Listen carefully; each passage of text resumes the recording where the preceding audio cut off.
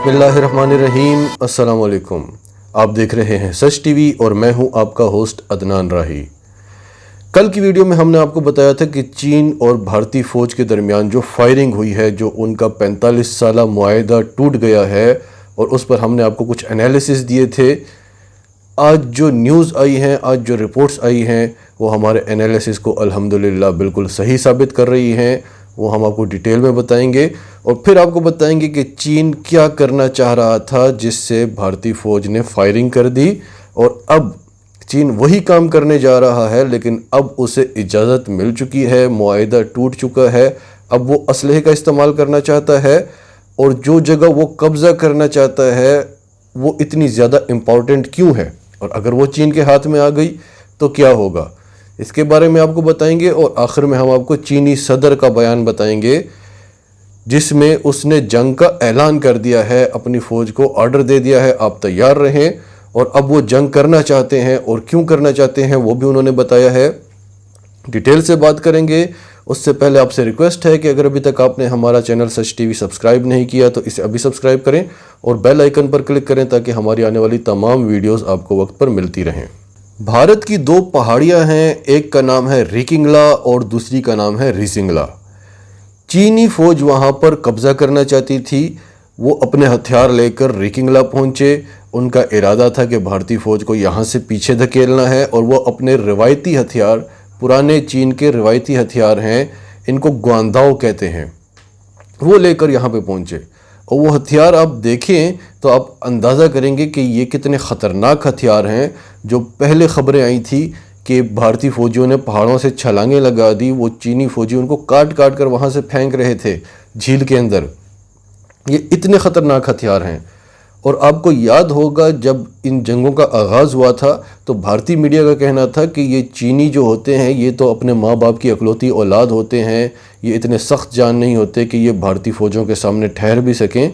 तब भी हमने आपको बताया था कि ऐसा कुछ भी नहीं है जितना हम चीनियों को जानते हैं। अब मगरबी ममालिक के लोगों को देखा जाए तो वो बड़े टॉल, ब्रॉड, वेल बिल्ट होते हैं, उनकी बॉडी बड़ी ज़बरदस्त होती है। चीनी ऐसे नहीं होते, लेकिन इनकी ट्रेनिंग बहुत ज़बरदस्त हुई होती है। ये बचपन से ही कुंग-फू की ट्रेनिंग लेते हैं, जूडो कराटे की ट्रेनिंग लेते हैं, तो ये हथियार कुंग-फू में यूज़ होता है। ये हथियार लेकर ये वहाँ पर पहुँचे और जब भारतीय फ़ौजियों ने देखा कि ये तो हमें काटने आ रहे हैं तो कुछ तो वहाँ से भाग गए, और जो भाग नहीं सके उनके पास कोई और ऑप्शन ही नहीं थी, उन्होंने वहाँ पर फायरिंग शुरू कर दी। ये फायरिंग शुरू हुई तो फिर हमने कल की वीडियो में भी आपको बताया था कि जो मगरबी दिफाई तज्जिया निगार हैं वो क्या कह रहे हैं इस बारे में कि चीन चाहता था कि भारत एक बार फायरिंग शुरू करे, ये मुआहदा टूटे और हम फिर खुलकर जितने इलाके इन्होंने कब्ज़ा करने हैं वो कर लें।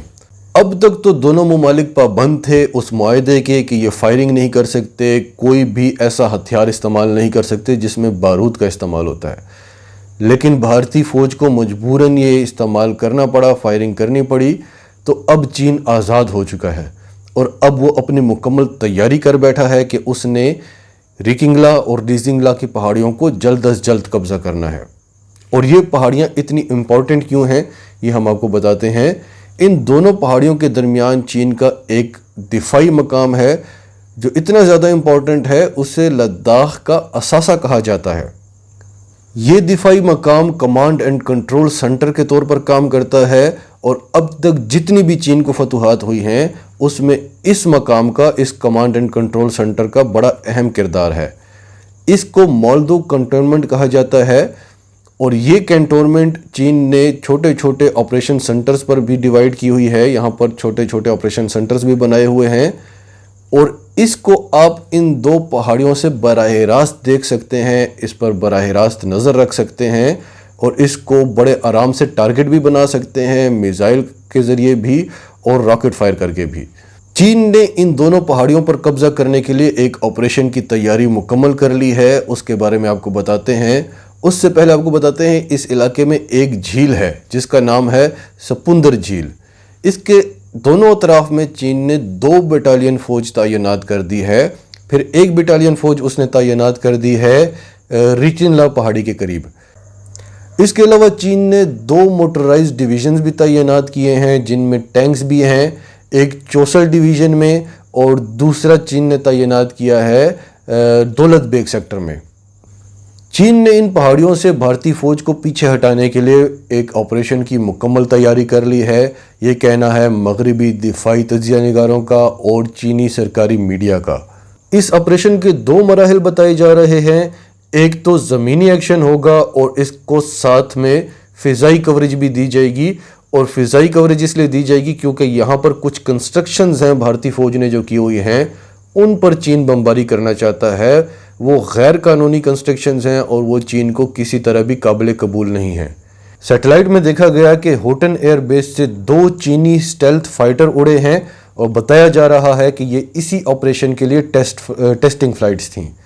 اس کے علاوہ دیکھا گیا کہ چین نے ایئر ڈیفنس ٹروپس، بامبرز، پیرا ٹروپرز، اسپیشل فورسز گروپس اور انفینٹری کو موبلائز کر دیا ہے۔ اس کے علاوہ لائیو ڈرلز بھی سٹارٹ ہو گئی ہیں اور H-J-10 anti missile tank system کو بھی تعینات کر دیا گیا ہے۔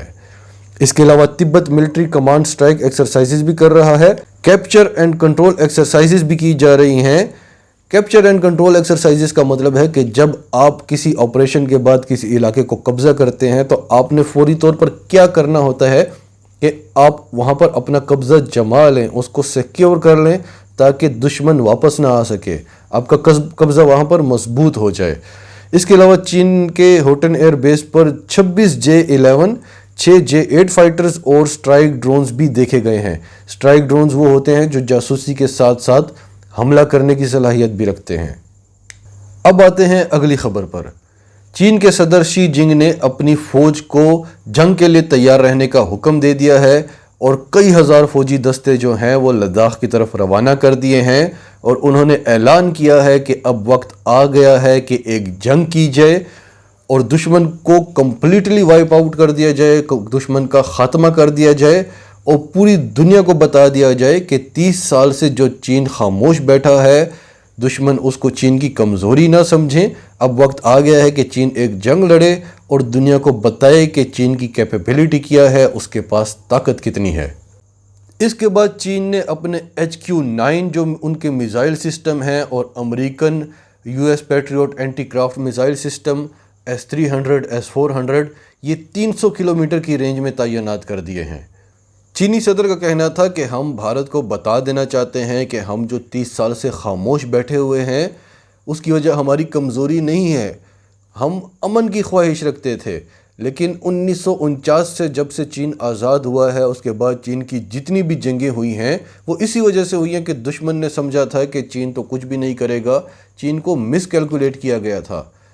اور 1962 میں بھی بھارت نے یہی کام کیا جس کی بھارت کو ایک بہت بڑی ہیوی پرائز پے کرنا پڑی تھی، اور اب وہ وقت آ گیا ہے کہ 1962 کو ریوائیو کیا جائے، اور اس بار 1962 سے بھی بہت بڑی پرائز پے کرنی پڑے گی بھارت کو۔